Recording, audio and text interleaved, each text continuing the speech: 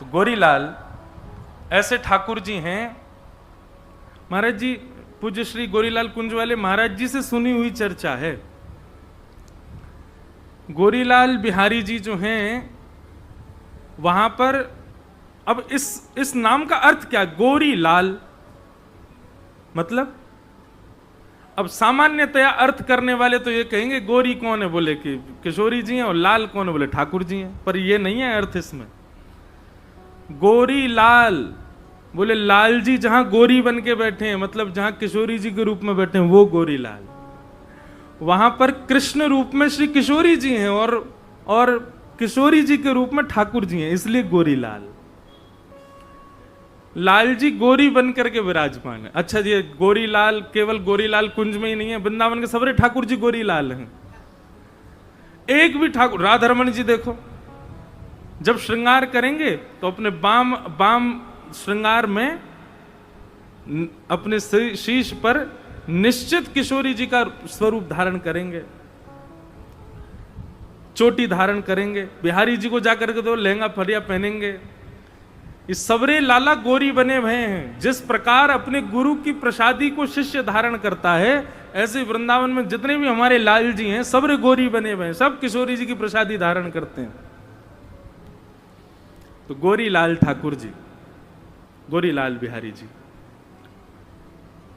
रसिक त्रिवेणी है वहां पर, बहुत सुंदर स्थान है। उस स्थान पर निश्चित जाइएगा। तो वहां का एक लीला दर्शन है, बहुत सुंदर दर्शन। महाराज जी एक बार सुना रहे थे कि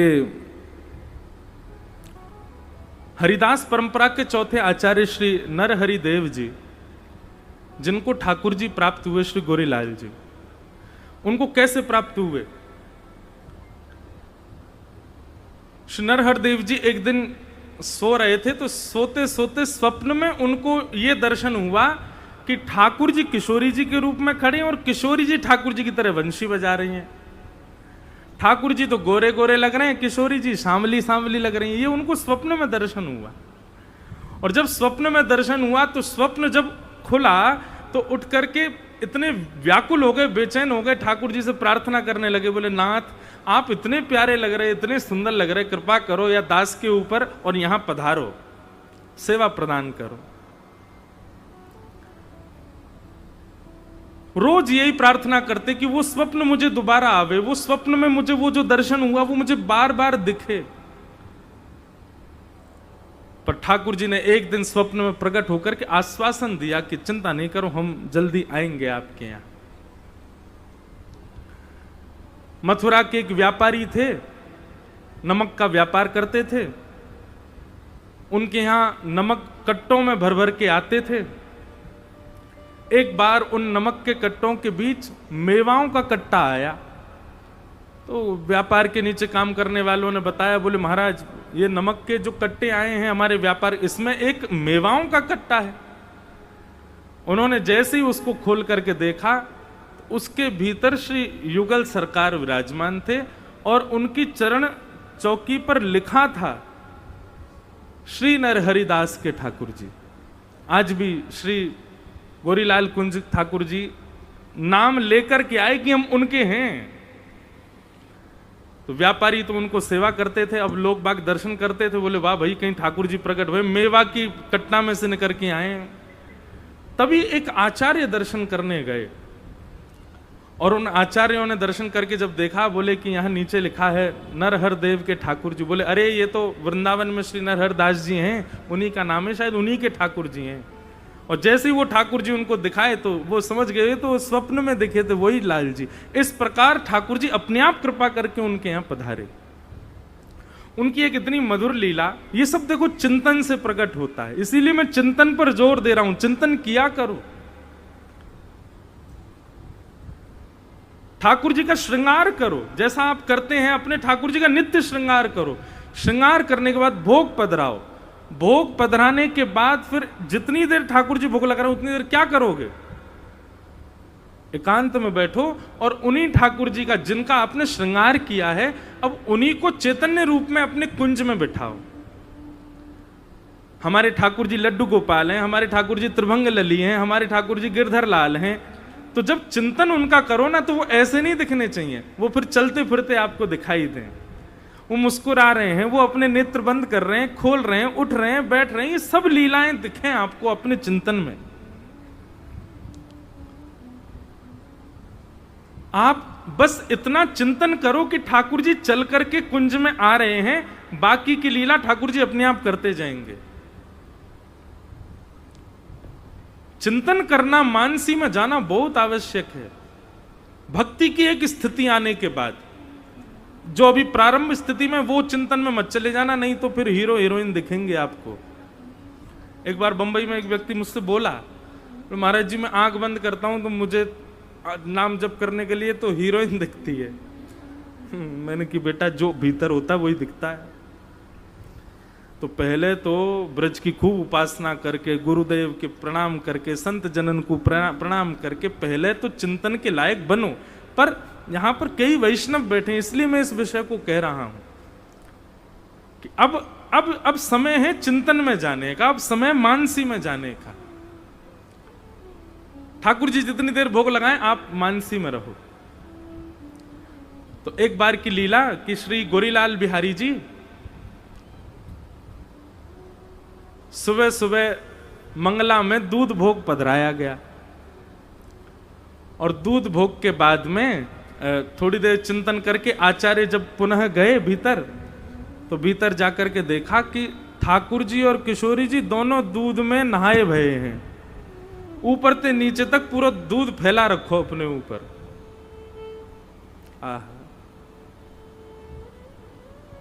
ठाकुर जी नथनी पहनते हैं वहां पे, और किशोरी जी ठाकुर जी के रूप में।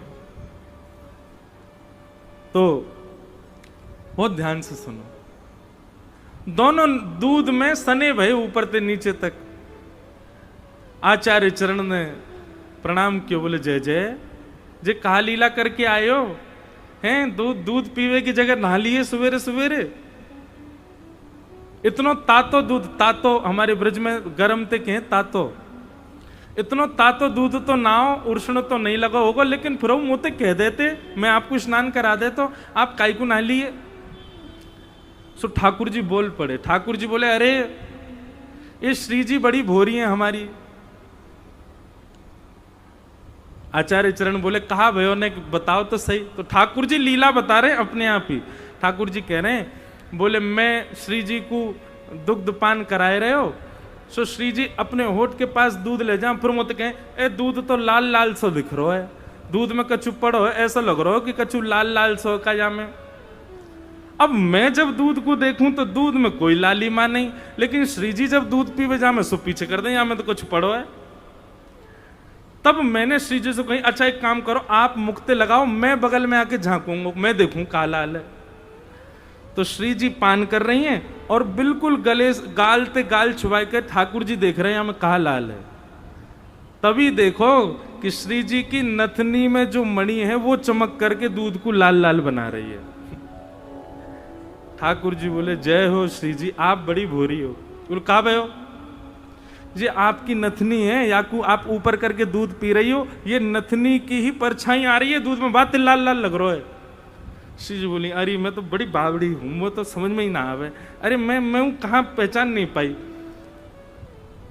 फिर श्री जी दूध पीने लगी और दूध पीते पीते उनको अपने ही भोरेपन पे जोर की हंसी आई, और जैसे ही दूध मुंह में गया और मुंह में जाती हंसी आई तो सबरो फूटकार सबरो बाहर निकल गो, स्वयं भी सन गई और लालजू सन गए।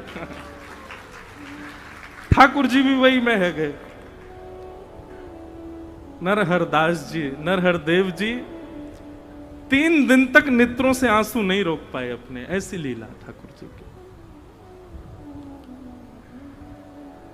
तो भैया चिंतन किया करो, केवल हम अपने ठाकुर जी की सेवा अपने उनके सिंहासन तक करें, उनको कुंज में बिठा दें, उनके सामने नाच लें गा लें, यही तक सीमित मत रखो। जब सब चीज से निवृत्त है जाओ तब एकांत में नेत्र बंद कर लो, ठाकुर जी के सामने ही रहो पर नेत्र बंद करो, और फिर हृदय के कुंज में उन्हीं ठाकुर जी को देखो अब कहां लीला कर रहे हैं। एक बार प्रयास करो, 2 बार प्रयास करो, 4 बार प्रयास करो, 20 बार प्रयास करो, कभी तो लीला प्रकट होएगी। और एक बात मेरी ध्यान से सुनियो भैया, जिस प्रकार किसी व्यक्ति को अंदर उसके कोई कमी हो जाए तो वो औषधि लेकर के उस कमी को ठीक करता है, ठीक वैसे लीला प्रकट करने की औषधि क्या है? यमुना जल। लीला प्रकट करने की औषधि क्या है? ब्रज की रज।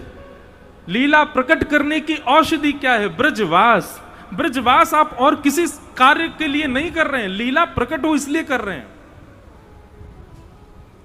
लीला प्रकट करने की औषधि क्या है? श्री गोवर्धन की परिक्रमा। लीला प्रकट करने की औषधि क्या है? संत जनन की प्रसादी पानो। लीला प्रकट करने की औषधि क्या है? ब्रजवासिन के घर की झूठी मधुकरी पानो। इन सबसे लीला प्रकट होती है। ये सब हमको केवल नियम मान करके नहीं करने हैं कि ब्रजरज लगानी है, ऐसे कंठी माला पहननी है। अब कंठी माला अधिकतर पहनने वाले इनकी पूछो क्यों पहनते हो, तो वो सब कहते हैं पता नहीं कब प्राण निकल जाए। तो जब प्राण निकले कम से कम उस समय कंठी गले से छुपी हुई हो तो वैकुंठ प्राप्त। यहां पर भी स्वार्थ आ गया ना, ये भी तो एक स्वार्थ है कि आप अपने उद्धार के लिए कंठी पहन रहे हो। नहीं, ताकि भैया या तुलसी के स्पर्श करके प्रसादी ठाकुर जी पावें, या तुलसी के बिना स्पर्श की प्रसादी ठाकुर जी स्वीकार ना करें। तो पहला भाव तो हमारा ये है कि तुलसी हमसे स्पर्श रहेगी तो हम ठाकुर जी कभी ना कभी तो हम हमारो स्पर्श करेंगे, हमारो भोग लगा लेंगे। और दूसरा भाव, तुलसी धारण इसलिए करनी है ताकि तुलसी के नित्य धारण करने से चित्त में किंचित पवित्रता आ जाए और उस किंचित पवित्रता से ठाकुर जी की कोई लीला दिख जाए, इसलिए कंठी पहननी।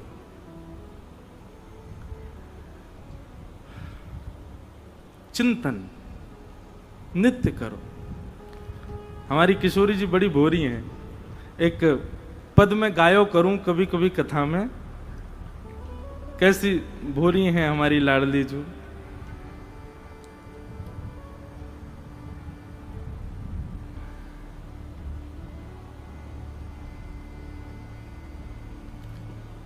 सहज अटपटी बोलनी प्यारी जू की, सहज अटपटी बोलनी प्यारी जू की, सहज अटपटी बोलनी प्यारी जू की, सहज अटपटी बोलनी, सहज अटपटी बोलनी प्यारी जू की, सहज अटपटी बोलनी। हो पिए तुम उर्वस कौन तिय, हो पिए तुम उर्वशी कौन तिय, पहरे नील निचोरनी प्यारी जू की, सहज अटपटी बोलनी प्यारी जू की, सहज अटपटी बोलनी प्यारी जू की, सहज अटपटी बोलनी।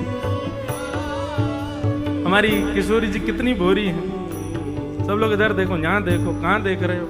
या तो आंख बंद रखो या मुंह को देखो, और दूसरी कहीं जगह आपको देखना नहीं है। सहज अटपटी बोलनी प्यारी जू की। अटपटी मतलब गुस्सा कर रही है किशोरी जी। अच्छा, किशोरी जी पे गुस्सा करवो ना आया आवे, जैसे जाकू जो काम नहीं आवे वो उल्टो सीधो करे, ऐसे ही किशोरी जी है। जब लाल जी पे गुस्सा करें तो गुस्सा करती करती बोलेंगे अच्छा आओ यहाँ पे बैठ जाओ। तो पसीना काहे को आ रहे हैं? ललता के गुस्सा कर रही हो कि पसीना साफ कर रही हो? गुस्सा में हो, काहे को पसीना न पहुंच रही हो? अच्छा पसीना ना पहुंचने वरना ठीक है दोबारा लगाए दो। किशोरी जी पे आवे ना है गुस्सा कर वो, इसीलिए अटपटी। अटपटी मतलब कभी तो अच्छी भी बोल दें और कभी गुस्सा करवे को केवल प्रयास करें, लेकिन आवे ना है उन पे। सहज अटपटी बोलनी। काय बात पे नाराज हैं भैया? बोले आज लाल जी एक नीली नीली मणि पहन करके आए हैं, और वह नीली मणि को देख करके किशोरी जी गुस्साए रही हैं। हो पिए तुम उर्वशी कौन तिये, लालन ये आज आपने अपने हृदय में कौन सी गोपी के चित्र से अंकित मणि की माला पहनी है? किशोरी जी कह रही है या मणि में गोपी को चित्र बनो भयो जो तुमने गले में पहन रखी का है, कौन सी गोपी है ये? ठाकुर जी ने अच्छा जे बोले हाँ। अब किशोरी जी गुस्सा कर रही हैं और कहा कह रही हैं देखो तो सही कैसी गोपी है ये। हम हूते गुण रूप सुंदर, हम हूते गुण रूप गुण सुंदर, हम हूते गुण रूप सुंदर, हम हूते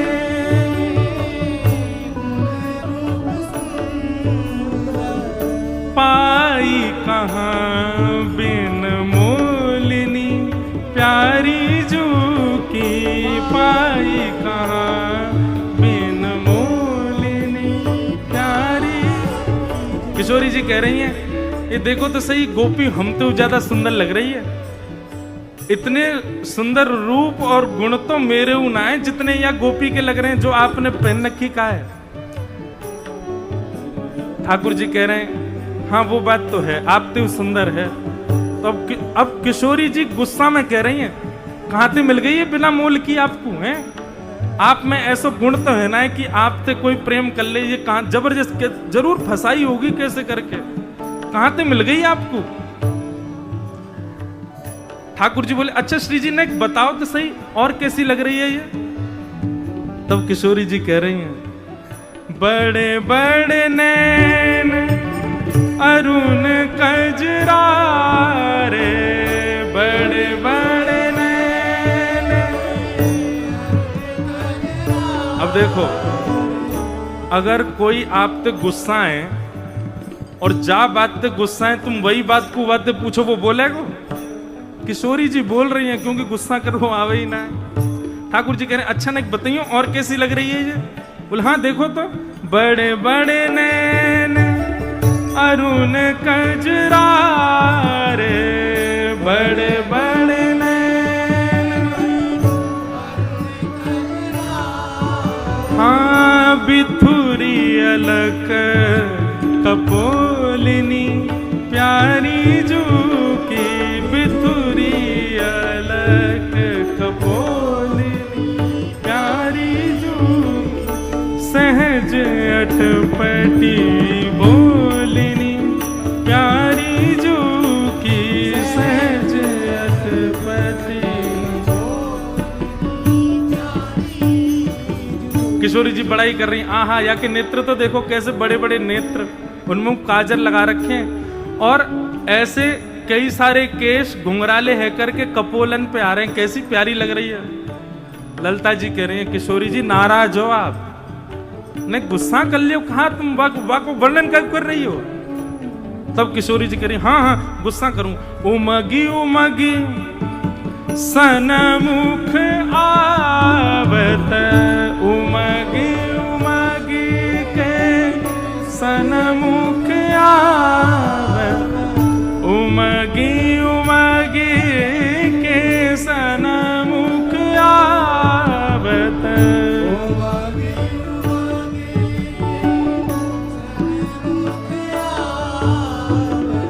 मन भावत कर किलोलिनी प्यारी जू की, मन भावत कर किलोलिनी प्यारी जू, सहज अटपटी बोलिनी प्यारी जू की, सहज अटपटी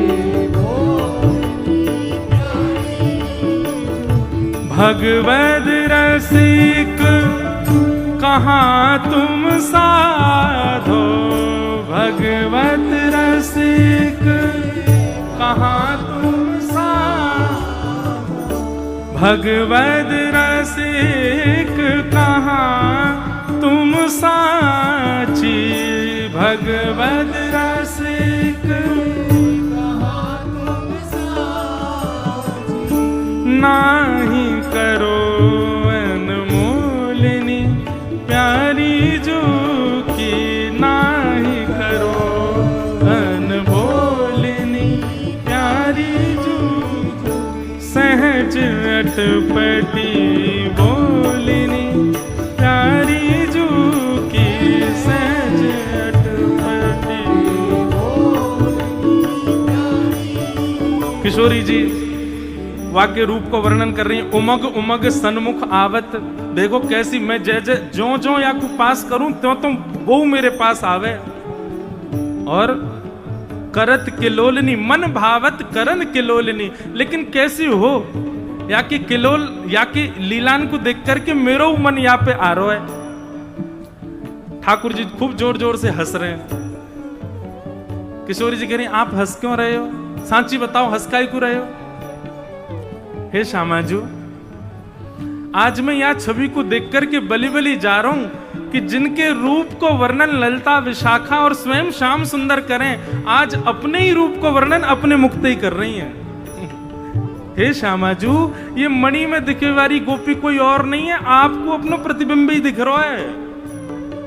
कई मणि हो में, उन मणि में शीशा के भांति अपनो ही चेहरा दिखाई दे, तो श्री जी के सामने जब ठाकुर जी आए तो वह मणि में वो चित्र कोई और को नहीं है, श्री जी को ही प्रतिबिंब दिख रहा। किशोरी जी अपने आप ही कह रही हैं, बड़े बड़े नैन अरुण कजरारे कहां पाई बिल मोलिनी, उमग उमग सन्मुख आवत मन भावत करत किलोलिनी। हे श्यामाजू, जे कोई और थोड़े ही है।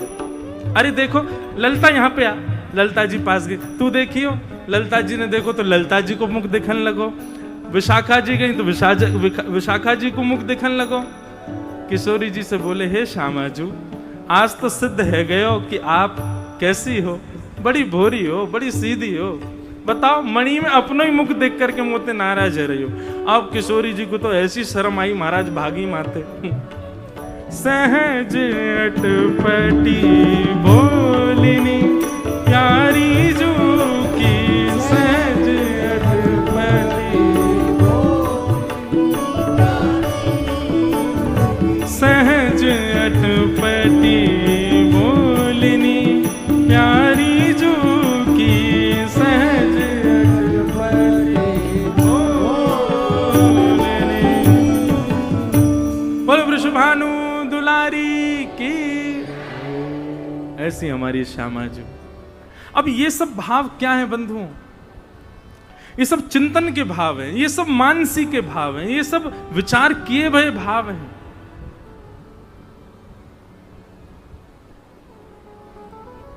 तो चिंतन प्रारंभ करो। ये जितने संशय आपके चित्त में प्रकट होते हैं ना, इस प्रश्न का क्या उत्तर होगा, इसका क्या उत्तर होगा, ये सब आपको स्वयं प्राप्त होंगे। वृंदावन में, ब्रजमंडल में जो भी सुंदर दृश्य दिखता है उसको नेत्रों में भर लिया करो, और नेत्रों में भर करके अपने हृदय की कुंज में उसको विराजमान कर लिया करो। कहीं के गिरिराज जी को कोई स्थान प्रिय लगो, वाकु चित्त में विराजमान कर लो। यमुना जी को कोई पुलिन प्रिय लगो, वाकु चित्त में विराजमान कर लो। वो आपको प्रिय इसलिए लग रहा है, ठाकुर जी आपके चित्त में जो बैठे हैं वो संग्रह कर रहे हैं उसका। उसको संग्रहित करके अपने चित्त में कुंज को निर्माण कर लो, और वह कुंज में फिर आपके जो सेवा के ठाकुर जी हैं, उन सेवा के ठाकुर जी का चैतन्य विचार करके, वो जड़ हैं ऐसा नहीं, चैतन्य विचार करके वो चल रहे हैं, फिर रहे हैं, उठ रहे हैं, बैठ रहे हैं, ये सब लीला कर रहे हैं, ये विचार करते भाई अपने चित्त में, चित्त की कुंज में विराजमान करो और वहां उनकी लीला को दर्शन करो। ये कहने सुनने में जितनी आसान लग रही है, आसान है तो नहीं, पर करना चाहिए, प्रयास करो। ब्रज यदि प्राप्त हो रहा है तो खाली मत बैठे रहो यहाँ पे, अब या भाव में प्रवेश करो, चिंतन में जाओ, लीला में जाओ, भाव में जाओ। और उसकी पुष्टि कैसे होगी? तो सत्संग में आओ, कथा में आओ, वैष्णव जनन के पास जाओ, उनके बीच की चर्चा श्रवण करो, उससे ये कार्य और सिद्ध होगा। श्री हरिराम व्यास जी का चरित्र आता है कि जुगल किशोर जी को पगड़ी पहना रहे थे, पाग सिर पर, और पगड़ी पहनाते पहनाते उनको किशोरी जी की कोई लीला स्मृति में आ गई, और ऐसी लीला स्मृति में आई कि ठाकुर जी किशोरी जी को श्रम दे रहे हैं, मतलब किशोरी जी को परेशान कर रहे हैं ठाकुर जी। तो जुगल किशोर जी की पगड़ी बांधते बांधते आधी छोड़ दी। लाला परेशान करे सी जी को, आज ऐसे ही खड़ो रहे, मैं तो ना कर रहा श्रृंगार, और ऐसे ही छोड़ के चले गए, जाके बाहर बैठ गए। कोई दर्शनार्थी आए, दर्शन करके और गए, और हरिराम व्यास जी से बोले, व्यास जी आज तो कैसी सुंदर पाग धारण कराई है आपने, हैं लाल जी को।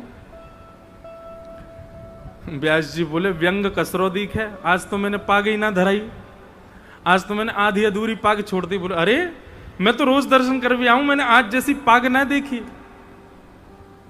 व्यास जी बोले, तू बात बना रहा हो, ऐसी कोई बात ना। ना व्यास जी आज तो बहुत ही सुंदर पाग है, वहां पे ऐसे सुंदर मोती माल टंग रही है, ऐसी सुंदर सिरपेच लगाए हो है, वहां पे ऐसा मोर पीछ धारण करो, आहा आज तो जुगल किशोर जी की नजर उतारते उतारते थक गो में, ऐसे सुंदर लग रहे हैं। हरिराम व्यास जी बोले, व्यंग ही मार रो दिखे, मैंने तो श्रृंगार किया ही ना आज पूरा। लेकिन वो जब चलो गयो तो फिर हरिराम व्यास जी बोले, देखूं तो सही एक बार, और भीतर जाकर के देखे तो महाराज वो तो पाग अधूरी छोड़ के चले गए, पर यहां ठाकुर जी ने खूब सुंदर पाग, खूब सुंदर श्रृंगार, खूब सुंदर ऐसा भारी मुकुट धारण किया है। देखते ही संशय नहीं आया मन में कि किसने किया होगा, देखते ही नेत्र बंद हो गए और हरिराम व्यास जी के चित्त में छवि प्रकट हो गई कि ठाकुर जी की अधूरो श्रृंगार में छोड़ के गयो कायकू, क्योंकि आज श्री जी के मन में आ रही मैं श्रृंगार करूं लाल जी को, या मारे मेरे चित्त में ऐसा भाव प्रकट कर दियो कि तुम तो अधूरो ही छोड़ के जाओ। ऐसा मेरे चित्त में भाव प्रकट कर दियो कि लाल जी मुझको श्रमित कर रहे हैं, और वहां से मुझको क्रोध आया और मैं तो चलो गयो, श्री जी ने आकर के आज ठाकुर जी की पाग बांधी है। ये वृंदावन है भैया, ये ब्रजमंडल है, यहां प्रत्यक्षानुभूति नहीं होती है, यहां तो हृदयानुभूति होती है, और हृदयानुभूति आज वृंदावन में कोई नहीं कर रहा है। सब लोग प्रत्यक्ष दर्शन की भीड़ में भाग रहे हैं। कम से कम एक जगह से ही पहल शुरू हो जाए, हमारी कथांति शुरू हो, आप लोग भी प्रारंभ करो। अब प्रत्यक्षानुभूति के साथ साथ अब हृदयानुभूति करो।